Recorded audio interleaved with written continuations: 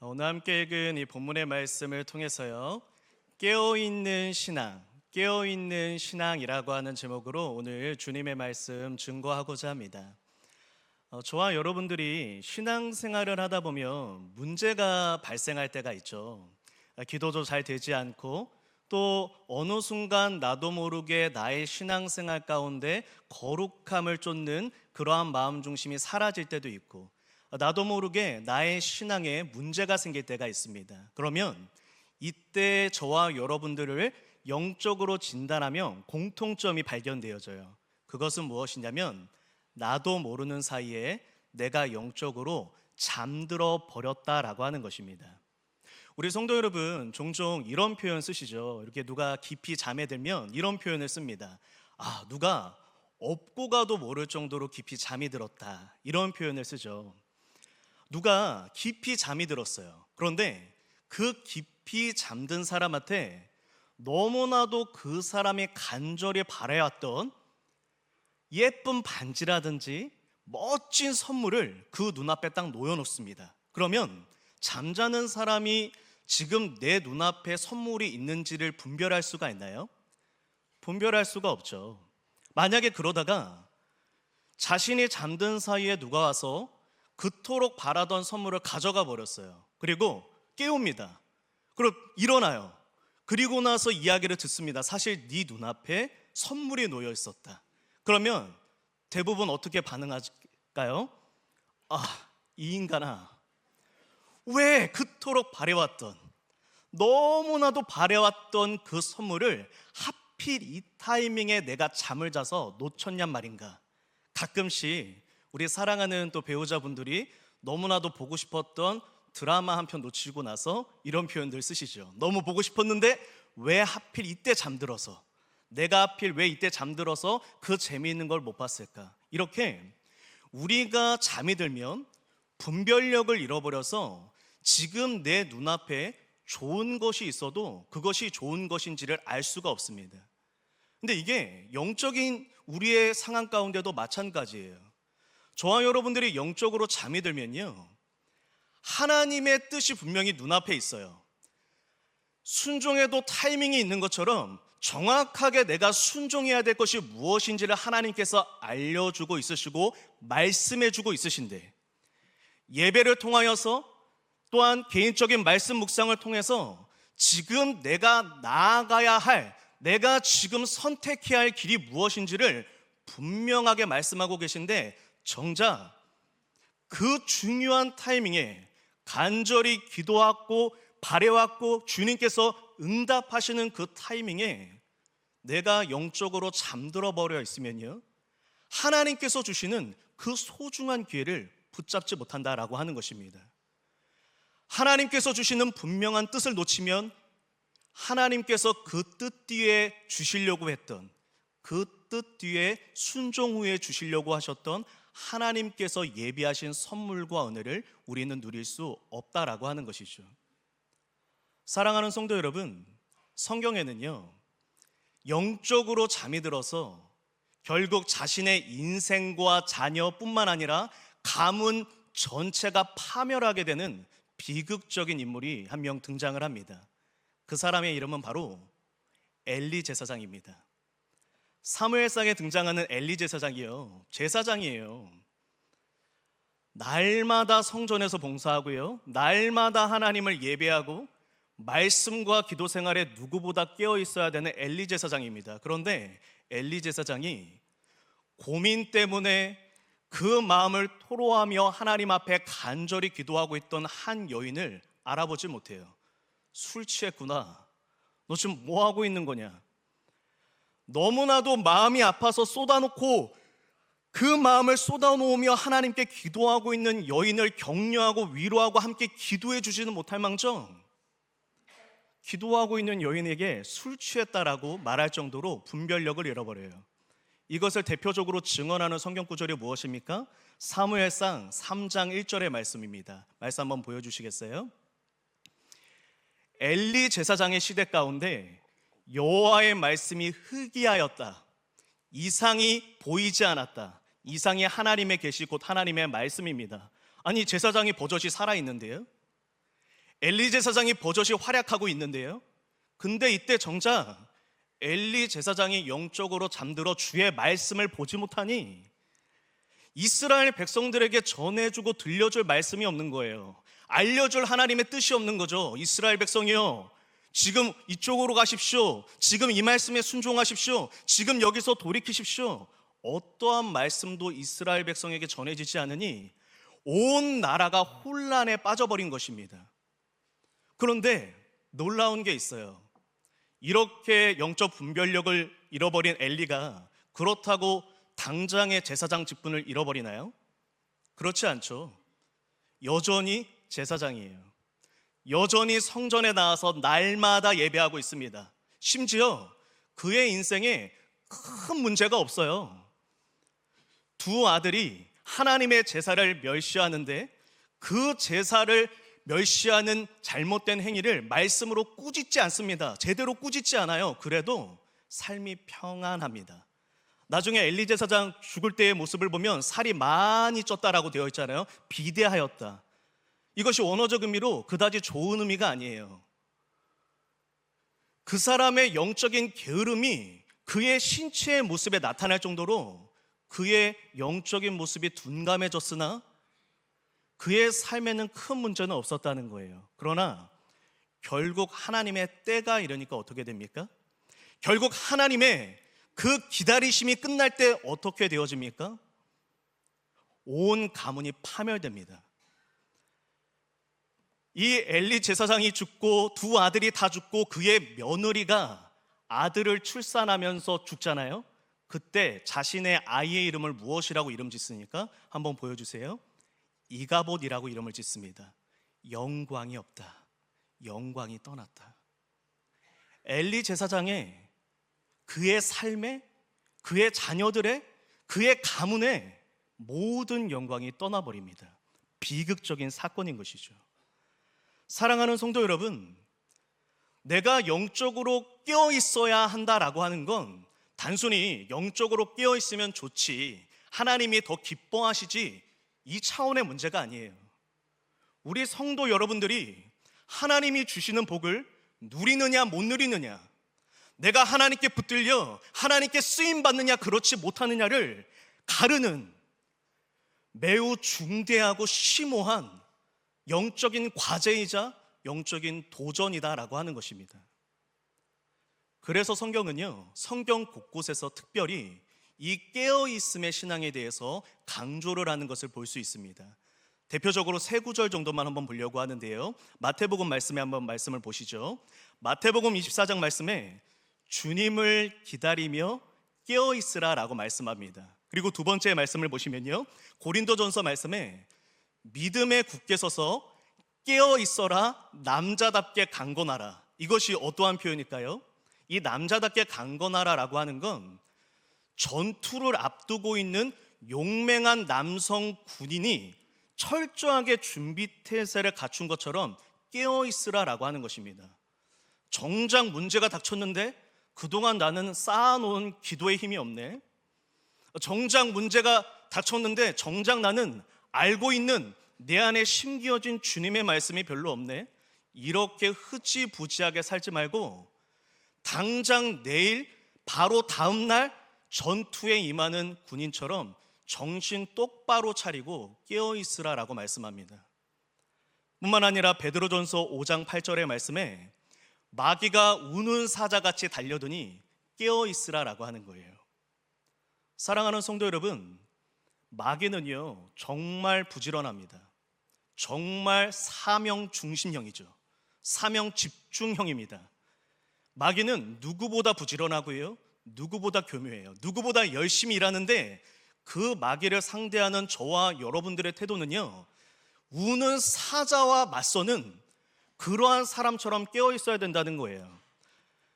비실비실한 강아지처럼 비쩍 마른 아주 귀여운 강아지처럼 꼬리 살랑거리면서, 아니면 물어도 아프지 않을 만한 그 강아지의 이빨을 가지고 나에게 다가오는 게 아니라 무서운 사자의 송곳니를 가지고 날마다, 매 순간마다 내가 발걸음 닿는 모든 곳마다 나를 넘어뜨리려고 늘 호시탐탐 기회를 엿보고 있다는 것입니다.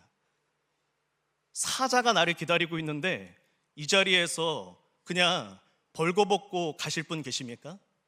나는 내 오른손 하나면 마귀를 때려잡을 수 있어 하는 분 계십니까? 그렇지 않을 거예요. 지금 당장이라도 심지어 동물원에 갇혀 있는 야생성을 잃어버린 사자 우리에 우리가 떨어진다 할지라도요, 우리는요 전신 갑주에 갑주를 잃을 것입니다. 그리고 칼이 아니라 대포를 달라 할 것이고 총을 달라 할 거예요. 칼로 찌를 자신도 없을 겁니다. 그게 사자와의 싸움이에요. 그만큼 하나님은요 신신당부하며 저와 여러분들에게 영적으로 깨어 있을 것을 부탁하신다라고 하는 것입니다. 그래서 브라이언 헤지스라고 하는 목사님은요 이런 말씀을 하셨어요. 제가 한번 읽어볼게요. 성경은 모든 그리스도인에게 신분이나 직분이나 라는 말이죠, 직분이나 인생의 시기와 상관없이 항상 깨어 경계할 것을 권고한다. 우리 직분 중요하지 않다는 거예요. 인생의 시기, 내가 그래도 신앙의 연륜이 이만큼 되었으니, 새벽 기도 내공 10년 되었으니, 내가 그래도 하나님 앞에 헌신한 세월 20년 되었으니 괜찮다가 아니라 인생의 시기, 나이, 어떤 거에도 관계없이 어리다고 조금 더 느슨해도 된다는 게 아니라 어리더라도 노년이라도 상관없이 깨어 있어야 된다라고 말씀하고 있는 것입니다. 사랑하는 우이중앙교회 성도 여러분, 우리 사랑하는 성도 여러분들이 하나님 앞에 깨어 있는 성도되어, 우리 모두가 하나님 앞에 깨어 있는 성도되어 하나님께서 주시고자 하시는 모든 뜻과 은혜를 바르게 분별할 수 있기를 예수님의 이름으로 축복합니다. 그러나 이 깨어있는 신앙에 있어서 우리에게 한 가지의 문제가 생깁니다. 그것은 무엇입니까? 내가 잠들어 가고 있는 것을 분별하기가 쉽지 않다는 거예요. 그 이유가 뭐예요? 우리는요 교회 나오고 있으니까요. 우리는요 직분을 갖고 있으니까요. 우리는요 봉사의 자리에 있으니까요. 내가 새벽 기도도 나오고 있고, 내가 날마다 하나님 앞에 봉사하고 헌신하고 있으니 내가 영적으로 깨어 있다라고 하는, 우리는 그러한 오해 속에 살아간다는 거죠. 엘리 제사장처럼요. 그리고 신앙의 연륜이 쌓일수록 우리 모두, 저도 피해갈 수 없는 한 가지의 함정이 있어요. 그거는요 우리 안에 자존심, 프라이드가 자꾸 생긴다는 거예요. 내가 직분을 가지고 헌신하는 나날이 쌓아질수록 우리 안에는 이상한 자존심이 생깁니다. 그래서 1대1로 독방에서 기도할 때는 하나님 내가 연약한 죄인이라고 고백하는데, 누군가가 내 신앙생활이 좀 태만해졌다고 하면 일단 내 마음이 불쾌해요. 일단 내 마음에서 그것을 받아들이기가 쉽지 않습니다. 왜? 내가 예배하고 있는데, 왜 내가 헌신하고 있는데, 왜 내가 지금까지 한 게 얼만데. 그러한 내 안에 있는 자존심 때문에 내가 잠들어 있다는 것을 분별할 수 없다라고 하는 것이죠. 그래서 오늘 이 본문의 말씀이 중요한 것입니다. 왜냐하면 오늘 이 본문의 말씀은 철저히 하나님의 말씀에 입각하여 내가 잠들어가고 있는지 아니면 깨어 있는지를 분별할 수 있는 기준점을 제시해주고 있기 때문입니다. 나아가 우리가 어떻게 하면 잠들지 않고 하나님 앞에 깨어서 신앙생활할 수 있는지 그 영적인 원리와 길을 우리에게 보여주고 있기 때문입니다. 우리 사랑하는 성도 여러분, 오늘 이 깨어있는 신앙으로 나아가기 위하여 무엇이 필요한지 두 가지 함께 나누어 볼 텐데요, 오늘도 이 말씀을 나누는 가운데 우리 사랑하는 성도 모든 분들이 영적으로 깨어 하나님께 영광 돌리는 은혜가 있기를 예수님의 이름으로 축복합니다. 첫 번째입니다. 우리가 깨어있는 신앙인이 되기 위해서 우리가 힘써야 될 것, 첫 번째는요, 낮에 속하여 하나님을 위해 일하는 신앙입니다. 우리 성도 여러분들께서 한번 읽어봐 주시겠어요? 시작. 낮에 속하여 하나님을 위해 일하는 신앙. 오늘 본문의 말씀 7절과 8절에 사도 바울이 굉장히 독특한 표현을 써요. 이런 표현을 씁니다. 너희는 낮에 속한 자들 아니냐. 그러니 사랑과 믿음의 호심경을 붙이고 그리고 구원의 소망의 투구를 써라라는 이야기를 합니다. 이 본문의 말씀이 어떠한 의미냐면요, 이 호심경과 투구를 쓰라라고 하는 건 이 전투에 임하는 군인이 되라는 이야기예요. 그러니 낮에 속한 자답게 정신을 똑바로 차리고 영적 전투에 임할 준비를 해라라고 하는 이야기입니다. 당시 이 데살로니가 교회에는요 몇 가지 문제가 있었습니다. 그 중에 하나, 여러 가지가 있지만 오늘은 그 중에 두 가지만 살펴보는 거예요. 그 중에 하나는 무엇이냐면 성도들 중에서 게으른 성도들이 있었던 거예요. 근데 이들이 왜 게을러졌을까요? 이들에게는 이러한 생각이 있었던 거죠. 어차피 예수님 내일 다시 오실 수도 있는데 더 열심히 살아야지가 아니라 어차피 우리 구원 받았잖아. 어차피 우리는 사망에서 생명으로 옮겨졌잖아. 특별히 이 데살로니가 교회는요 우상 숭배 문화 중심지에 한복판에 세워진 기적과 같은 교회예요. 이 성도들이 보통 헌신을 한 게 아니죠. 어마어마한 헌신을 한 겁니다. 이 데살로니가 지역에 교회를 세웠다는 건 데살로니가 전후서를 읽어보시면요 사도 바울이 처음에 얼마나 칭찬하는지 몰라요. 심지어 데살로니가 교회가 얼마나 신앙생활 잘했던지 온 동네 방네에 다 소문이 났다라고까지 이야기합니다. 그런 교회예요. 그러니 자부심이 있는 거죠. 됐잖아, 이제 됐잖아요. 이렇게 예수 믿기 힘든 지역에서 예수 믿었고 교회 세우기 힘든 지역에서 교회 세웠고 이 정도 믿음 지켰잖아요. 이제 우리 천국 가잖아요. 예수님 곧 다시 오신다면서요. 내일, 한 달 뒤, 1년 뒤 다시 오신다며. 그러면 이제 됐죠. 교회는 나오는데 거기까지인 거예요. 봉사는 하는데 거기까지인 거예요. 더 요구하지 마세요. 여기에서 멈추겠습니다 라고 이야기하고 있는 거예요. 근데 이때 사도 바울이 무엇이라고 이야기를 하냐면 밤에 속한 자들이 뭐하냐? 잠잔다. 당시 이 시대 가운데서는 밤에 일하는 직업은 흔치 않았으니까요. 밤에 일하는 직업은 밤에는 뭐하냐? 일하는 게 아니라 사람들이 잠잔다, 쉰다, 휴식을 취한다. 그런데 너희는 근본적인 정체성 자체가 낮에 속한 자다. 그러니 무엇을 하라는 것입니까? 낮에 속한 자답게 지금 벌떡 일어나 내일 예수님이 다시 오실 수 있으니 정신 똑바로 차리고 하나님의 일을 하라라고 이야기하고 있는 것입니다. 낮에 속한 자답게 깨어서 주님을 위하여 하나님의 나라를 위하여 달려가고 일하라 라고 권면하고 있는 것입니다. 사랑하는 성도 여러분, 내가 정말 영적으로 깨어있는 신앙인이라면 내 안에 한 가지가 있어야 됩니다. 그것은 하나님의 나라를 향한 열정입니다. 하나님을 위한 부지런함입니다. 내 1분 1초를 모두 주께 드리고 싶은 하나님의 나라를 향한 거룩한 열망입니다. 스스로 오늘의 말씀 앞에 스스로 한번 질문하고 나 자신을 살펴보십시오. 지금 우리 안에 하나님의 나라를 향한 거룩한 불꽃이 타오르고 있습니까? 불꽃이 타오른 적이었다면 내 영혼은 잠들고 있는 것입니다. 내 영혼이 지금 내 심령에 하나님을 위하여 달려가고자 하는 열정의 불꽃이 타오르고 있는 자가 하나님 보시기에 영적으로 깨어있다, 낮에 속한 자답게 쿨쿨 잠 안 자고 깨어있는 자이다 라고 말씀하고 있는 것입니다. 사랑하는 성도 여러분,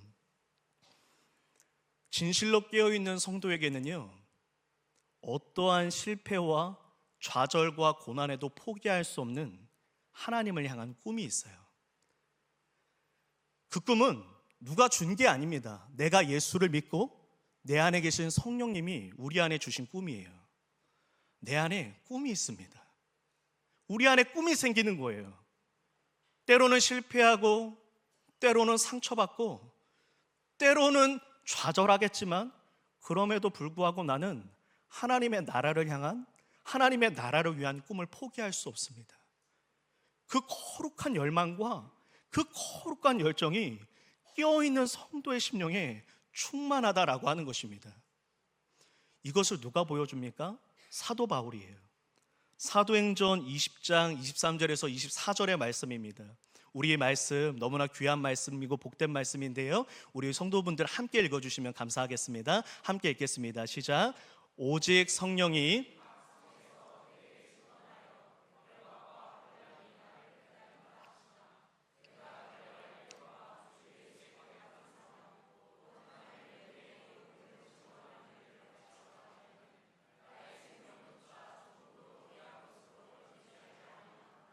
아멘. 함께 읽어주셔서 감사합니다. 성도 여러분, 이 말씀 잘 보십시오. 성령님이요, 사도 바울한테 사역 성공에 대한 확신을 안 주세요. 너 거기 가면 사역 성공할 거야. 너 거기 가면 내가 많이 위로할 거야. 그 약속이 하나도 없어요. 뭐가 있죠? 너 그 사역 그곳으로 가면 힘들 거야. 너 많이 상처받을 거야. 너 그곳에서 너무 많이 힘들 거야. 그런데 사도 바울이 뭐라고 고백하죠? 그럼에도 불구하고 수많은 좌절과 실패와 하나님을 향한 나의 열정을 회방하는, 나의 열정을 모르는 그러한 사람들로 말미암아 상처받고 때로는 무너지고 때로는 좌절하겠지만 나는 포기할 수가 없습니다. 나에게 맡겨주신 그 사명을, 은혜의 복음을 증언하는 일을 마치려 함에 내 생명조차 조금도 아끼지 않겠습니다. 불꽃이 있는 거죠. 거룩한 불꽃으로 달려가는 것입니다. 지난 금요기도회 때도 잠깐 나누었던 말씀인데요, 바울이요, 아덴이라고 하는 도시에서 사역을 실패해요. 거기에서요 정말 멋지게 딱 대장부답게 설교하거든요. 그리고 쫓겨납니다. 몇 명 예수님 안 믿어요. 우리 일반적인 일하면 이럴 거예요. 그동안 바울 사역 많이 했잖아요. 그럼 그 정도 실패했다면 어떻게 되죠? 잠시 쉬어갈 때야. 잠시 쉬어갈 때야. 잠시 좀 내려놔. 그동안 못 돌보았던 몸도 좀 돌보고 그 다음에 너의 삶도 좀 챙겨. 우리는 이렇게 이해할 거예요.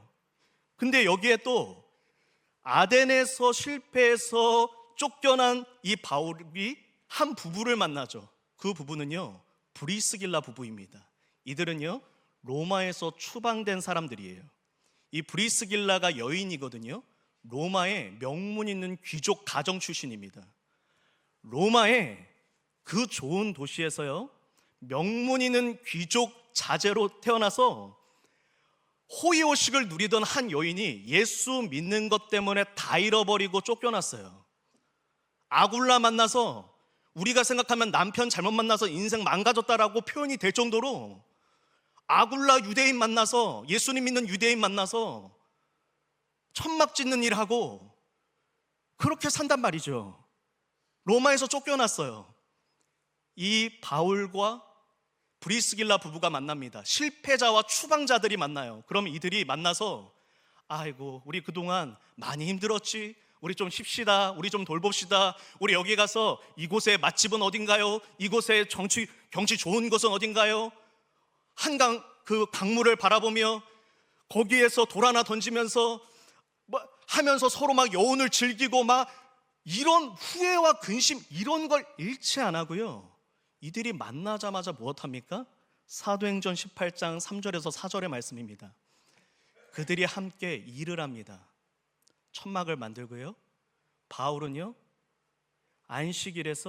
안식일마다 계속해서 하나님의 말씀을 전해요. 브리스길라 부부는요 이 바울의 사역을 모든 것을 걸고 도와줍니다. 그래서 나중에 로마서 16장의 말씀을 보면 사도 바울이 브리스길라 부부가 목숨까지 나에게 내어주는 동역자들이었다라고 말합니다. 브리스길라 부부가, 추방된 부부가 이 바울의 사역을 목숨까지 내어주면서 서포트해주고, 바울은 그곳에서도 날마다 하나님의 말씀을 전해요. 그들의 꺼지지 않는 하나님의 나라를 향한 열정이 결국 어떤 결실을 맺습니까? 고린도 교회의 씨앗이 되는 열매를 맺습니다. 그래서 이 고린도 교회는요, 유럽 선교의 전초적 기지가 되어 하나님의 나라를 세워갑니다. 브리스길라 부부는 이 고린도 교회의 지도자까지 세우는 사람들이 돼요. 사랑하는 성도 여러분, 그들이 만약에 멈춰 섰다면, 그들이 만약 거기에서 중단했다면 하나님의 나라는 이루어지지 않습니다. 그들의 하나님의 나라를 향한 꺼지지 않는 불꽃과 그 열정이 하나님의 나라를 세워가는 시금석이 되어졌다라고 하는 것입니다. 사랑하는 성도 여러분, 꼭 기억해 주십시오.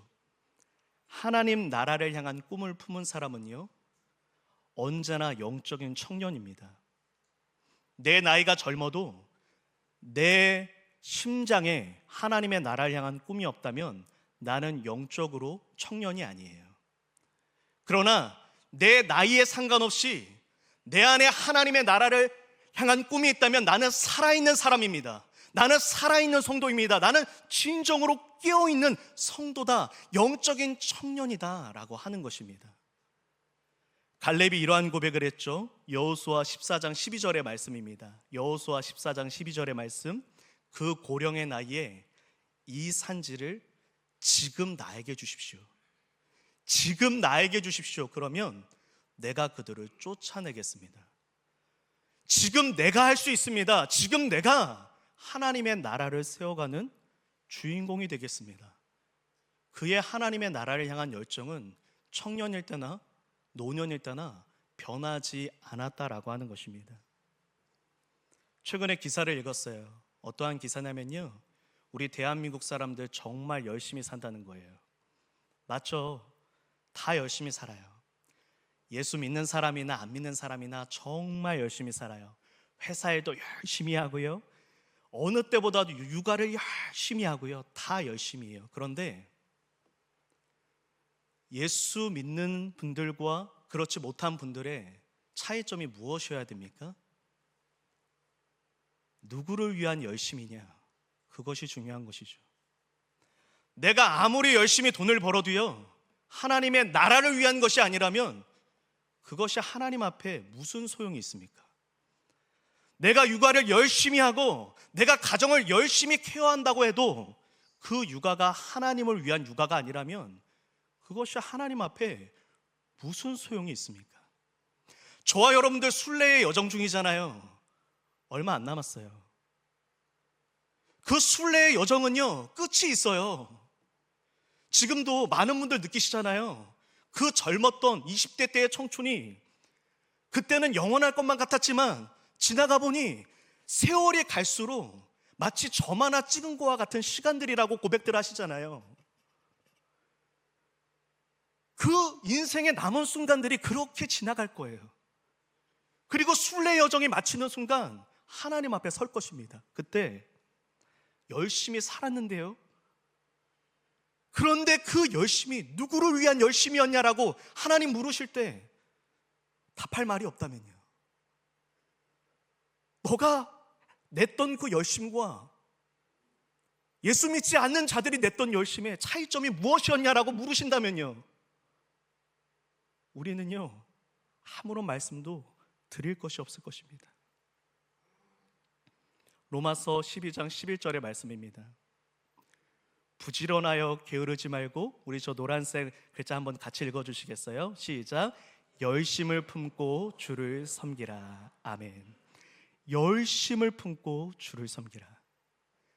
로마서 11장까지 구원에 대한 가르침이 끝나고 12장에 성도의 삶에 대해서 가르치는 본문이 시작되어질 때 핵심 중에 핵심으로 짚혀지는 것, 열심을 품고 주를 섬겨라. 사랑하는 성도 여러분, 우리 오늘도 예배를 지키시는 모든 우리 중앙교회 성도 여러분들이 그 심령 안에 하나님의 나라를 향한 거룩한 열정이 회복되시기를 예수님 이름으로 축복합니다. 그래서 하나님 앞에 영적으로 잠들지 않고 깨어있어 주님이 주시는 풍성한 복을 누리시는 은혜가 있기를 예수님 이름으로 축복합니다. 두 번째입니다. 우리가 어떻게 하면 깨어있는 신앙인이 될 수 있는가? 두 번째입니다. 두 번째를 제가 먼저 읽겠습니다. 빛에 속하여 세상에 물들지 않는 신앙. 우리 성도 여러분들 한번 읽어봐 주시겠어요? 시작. 빛에 속하여. 오늘 본문의 5절과 6절에 이러한 말씀이 나타납니다. 빛의 아들이고 우리가 어둠에 속하지 않았다라고 하는 독특한 표현을 써요. 이 표현을 왜 쓰는지 그 내용의 이유에 대해서 한번 말씀을 드릴게요. 이 빛이라고 하는 거는요, 특징이 있어요. 그 어떠한 특징이죠? 어둠과 절대로 타협할 수 없는 존재예요. 그러니까 물과 불로 생각하시면 이해가 한결 더 쉬워집니다. 사랑하는 성도 여러분, 물이면 물이고 불이면 불이죠. 불 같은 물이 존재할 수가 있나요? 물 같은 불이 존재할 수가 있어요? 없습니다. 이거는 애시당초 타협할래야 타협할 수가 없는 문제예요. 물 같은 불, 불 같은 물은 없어요. 마찬가지로 사도 바울이 이야기를 하고 있는 것입니다. 빛이 만약에 어둠에 물들어가면 더 이상 빛이 아니고 그것은 어둠이에요. 빛이냐 어둠이냐 둘 중에 하나의 문제지 중간에 회색 지대는 없습니다. 회색 지대에 있다는 건 어둠이라는 뜻이에요. 지금 사도 바울이 왜 이러한 권면을 하고 있을까요? 당시 데살로니가 교회에 두 번째 문제가 있었습니다. 이들이 정말로 하나님 앞에 열심을 냈다라고 말씀을 드렸잖아요. 근데 이들 중에 이제 문제가 생긴 거예요. 이번엔 두 번째 다른 문제입니다. 이들은 미지근해지는 사람들이 생기기 시작했어요. 이 미지근하다는 건 어떤 거죠? 예배 나오는 거예요. 찬양 드리는 겁니다. 하나님 앞에 뛸 듯이 찬양도 해요. 목소리 높여서 찬양도 합니다. 근데요, 우리가 목소리 크게 찬양한다고 하나님 앞에 열정적인 찬양입니까? 아니죠. 하나님은 그 열정적인 목소리가 아닌 그 마음을 봅니다. 내가 지금도 예배를 드리고 있고 내가 하나님 앞에 있는데 어제 보았던 재미있는 예능 프로그램의 한 장면이 여전히 여기서 떠올라지고 있다면 우리는 하나님 앞에 온전하게 내 마음을 드리고 있는 게 아니죠. 내가 하나님 앞에 예배를 드리든 기도를 하든 봉사를 하든 내 마음속에 재미있었던 영화, 내가 좋아하는 취미생활, 오늘도 예배 마치고 달려갈 나의 취미가 기다리고 있는 그곳을 여전히 내가 생각하고 있다면 하나님 보시기에는 확실하지 않은 거예요. 하나님은 저와 여러분들에게 분명하게 원하시거든요. 분명한 신앙을, 확실한 신앙을, 단호한 신앙을, 하나님은 그 색깔을 저와 여러분들에게 원하신다는 거예요. 그런데 데살로니가 성도들이 미지근해진 거예요. 예전에 이제는 예배도 나와 있고 봉사도 하고 있는데 마음이 미지근한 것이죠. 그래서 사도 바울이 권면합니다. 이번에는 또 다른 적용을 하여 예수님이 내일 다시 오실 것이니 너희가 긴장하는 마음으로 열정적으로 신앙생활해야 되지 않겠냐. 마치 신부가 사랑하는 신랑과의 결혼을 기다리는 모습처럼요. 신랑과의 결혼식이 내일인데 오늘 라면을 실컷 먹고 국물까지 다 마셔서 푸석푸석하고 알맞게 부은 얼굴로 화장이 잘 받지 않는 나의 피부로 내가 가야지. 아, 웨딩드레스는 참으로 귀찮구나. 오늘 내가 자면서 입었던 그 옷으로 나 가야지. 그러한 신부가 있습니까? 그러한 신부는 없죠. 최고의 모습으로 준비하잖아요. 먹으라 해도 안 먹죠. 가장 좋아하는 것도 안 먹죠. 왜요? 내일만 기다리면 실컷 먹을 수 있으니 가장 중요한 내일, 빛나는 그날을 위해서 다 참아버려요. 그거 말하고 있는 거예요.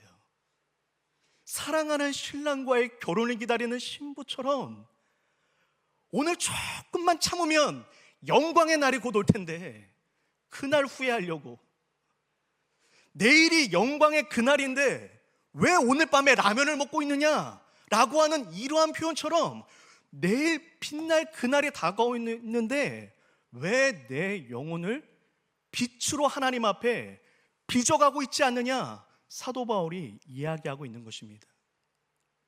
사랑하는 성도 여러분, 하나님이 원하시는 신앙은요, 분명한 신앙이라고 말씀드렸잖아요. 요한계시록 3장 15절에서 16절의 말씀을 보면요, 이것이 더욱더 분명하게 나타납니다. 하나님께서 라오디게아 교회를 책망해요. 근데 책망하실 때 왜 책망하시죠? 하나님이 원하는 건 제발 너희가 좀 하나님에 대하여 좀 확실하게 좀 뜨겁고 세상에 대하여 좀 확실하게 단호하고 확실하게 좀 차가웠으면 좋겠는데 이도저도 아닌 거예요. 세상에 대해서 단호하게 대상을 딱 끊어내는 것도 아니고 세상과 어느 정도 하나님을 뜨겁게 사랑했으면 좋겠는데 그건 하나님도 어느 정도, 교회도 다니고 예배도 드리고 열심히 사는데 정작 그 마음 안에 그다지 하나님을 향한 분명한 입장이 없는 거. 근데요, 여기가 중요합니다. 하나님께서 이런 미지근한 신앙을 어떻게 표현하세요? 토하여 버리리라. 하나님께서 물로 표현하면 못 먹는 물이다라고 표현을 하고 있는 거예요. 당시요, 이 라오디게아 지역 근처에요, 히에라볼리라고 하는 도시가 있었습니다. 여기에서 뜨거운 온천수가 나왔죠. 몸에 너무너무 좋은 온천수였습니다. 그리고 골로새 지역에 차가운 음용수가 있었어요. 시원한 음용수. 뜨거운 온천수가 있고 차가운 음용수가 있었는데 둘 다 몸에 좋았어요. 근데 이 두 가지 물이 하나로 합쳐서 라오디게아 지역으로 들어옵니다. 그러면 미지근한 물이 돼요. 근데 여기에서 중요한 게요, 이 미지근한 물이 맛없는 물이 아니에요. 맛없는 물이면 물로서의 가치는 있죠. 물이 맛있는 물도 있지만 물이 물이죠. 그냥 미지근한 물 그냥 서늘한 곳에 갖다 두면 되잖아요. 아니면 아주 따뜻하게 데펴서 드시면 되잖아요. 근데 그게 아니라 미지근해지는 순간 사람들이 입에 넣으면 구토 증상이 일어나는, 마시면 안 되는 물이 돼서 라오디게아 지역으로 들어왔습니다. 하나님 뭐라고 말씀하시는 거죠? 하나님께서 미지근한 물을 못 먹는 물이 아니라 맛없는 물이 아니라 하나님 입에 대실 수 없는, 마실 수 없는 물이다라고 표현하고 있는 거예요. 다시 말해, 미지근한 신앙은요, 하나님께서 쓸 곳이 없다라고 말씀하는 겁니다. 미지근한 신앙은 연약한 신앙입니다가 아니라 미지근한 신앙은 하나님께서 하나님의 나라를 위해 쓰실래야 쓰실 데가 없는 그러한 신앙이다라고 말씀하고 있는 것입니다. 사랑하는 성도 여러분, 마귀는 정말 치밀하죠. 마귀는 정말 표현하자면 정말로 센스 있게 사역을 합니다. 그거는요, 교묘하다는 거예요. 아주 교묘하게 저와 여러분들이 교회를 못 가게 하지 않아요. 그런 공격도 있지만요, 마귀는요 그거 하나 방법으로는 안 쓰죠. 마귀는 때로 교회 가는 것도 오케이, 예배 드리는 것도 오케이, 봉사하는 것도 오케이, 다만 다 하게 두고 미지근해지게만 만듭니다. 내가 미지근하다는 걸 몰라요. 예배에 와 있으니까요. 내가 단호하지 않다는 걸 몰라요. 내가 직분이 있으니까요. 그렇게 미지근해지게 만드는 거예요. 열왕기상 18장 21절의 말씀을 보십시오.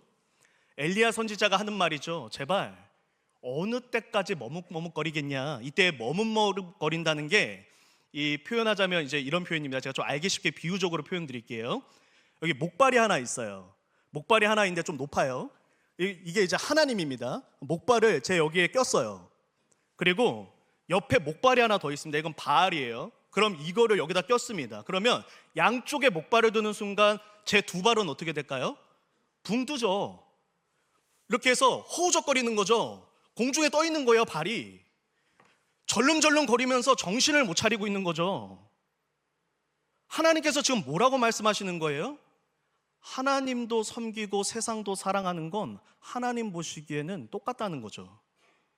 하나님이 원하시는 건 이 목발 버리라는 거예요. 세상이라는 목발 버려버리고 하나님만 붙들라는 거예요. 하나님만 의지하라는 거죠. 이쪽 저쪽 같은 출구 만들어 놓지 말고, 같은 의지 만들어 놓지 말고, 하나님 의지할 거면 확실하게, 기도할 거면 확실하게, 하나님 위해 살 거면 확실하게, 내가 전도할 거면 확실하게, 내가 진정으로 하나님의 교회를 위하여 헌신할 거면 확실하게 하라는 것입니다. 하나님께서 원하시는 건 내 마음 중심이 정말로 어디 있는지 하나님은 언제나 우리에게 물으신다라고 하는 것이죠. 우리 사랑하는 성도 여러분, 다음의 문장을 기억해 주십시오. 하나 보여주시겠어요? 자막. 구원의 은혜는요, 하나님을 위해 살 수 있는 기회를 주신 은혜입니다. 사랑하는 성도 여러분, 우리 구원받았잖아요. 예수님 믿고 구원받았잖아요. 근데 왜 하나님께서 저와 여러분 불러가지 않으시죠? 우리 주일 설교 말씀 통해서 듣지 않았습니까? 우리가 해야 할 일이 있기 때문에 아직 불러가지 않으신다고요.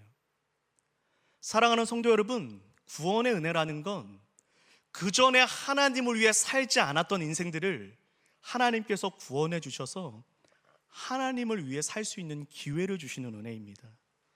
누군가는 그 기회를 낭비하겠죠. 그 기회를 소중히 생각하지 않겠죠. 그러나 오늘 이 자리에서 예배하는 저와 여러분만큼은 하나님께서 주시는 이 기회를 소중히 여겨 누리는 자 되기를 예수님의 이름으로 축복합니다. 하나님을 위해 살 수 있는 단 한 번의 기회를, 우리 인생 단 한 번의 기회를, 이 남은 여생이라고 하는 단 한 번의 기회를 헛되이 쏟아버리지 않고 하나님을 위해 기꺼이 드리실 수 있는 성도들 되시기를 예수님 이름으로 축복합니다. 오늘의 마지막 성경 구절인데요, 빌립보서 3장의 말씀입니다. 제가 하나님의 말씀을 묵상하다가 이런 적이 한 번 있어요. 제 마음 가운데 개인적인 하나님을 향한 서운함이 생긴 적이 있습니다. 하나님 앞에 정말 열심히 하나님을 위하여서 헌신하면서 살아왔는데 무언가 나의 삶에 맺혀지는 결과와 열매들이 그것과 너무 다른 거예요. 정말 열심히 했는데, 정말 누구와 비교하고 누구와 이야기해봐도 정말로 뭐 하나도 제가 빠지지 않을 만큼 정말 열심히 했는데, 아무것도 안 보고 정말 하나님을 위해서 달렸는데 무언가 도착했을 때의 결과가, 지금 현재 도착해 있는 결과가 만족스럽지 않은 거예요. 서운하더라고요. 그러한 마음 속에서 설교를 준비하고 있었습니다. 그러니 말씀이 보일 수가 있을까요? 안 보이죠. 안 보여요, 안 보여. 이 말씀에 막 은혜의 약속이 있는데 다 저를 비껴가고 있는 것 같아서 서운해요. 혼자 토라진 거죠. 하나님은 그대로이신데 저 혼자 등 돌린 겁니다. 근데 그렇게 등 돌리고 있는 저에게 하나님께서 하나의 말씀을 묵상하게 하셨어요. 말씀 한번 보여주세요. 빌립보서 3장 13절에서 14절, 우리 잘 알고 있는 말씀이잖아요. 사도 바울이 이런 고백을 합니다. 오직 한 일, 즉 뒤에 있는 것은 잊어버리겠다. 근데 이 뒤에 있는 것을 잊어버린다는 게, 예전에는 이거를 이제 가볍게 묵상할 때는 예전에 뭐 이렇게 예수님 믿는 사람 괴롭히고 이랬던 거 잊어버려도 이거라고만 생각했어요. 근데 문맥을 더 보고 본문을 더 자세히 살펴보다 보니까 그게 아니더라고요.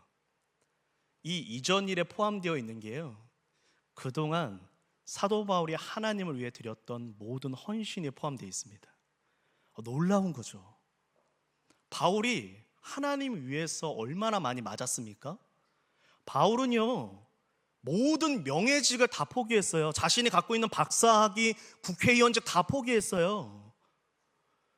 교회 몇 개를 개척했습니까? 선교를 몇 개 나라를 다녔습니까? 전 재산 다 드렸잖아요.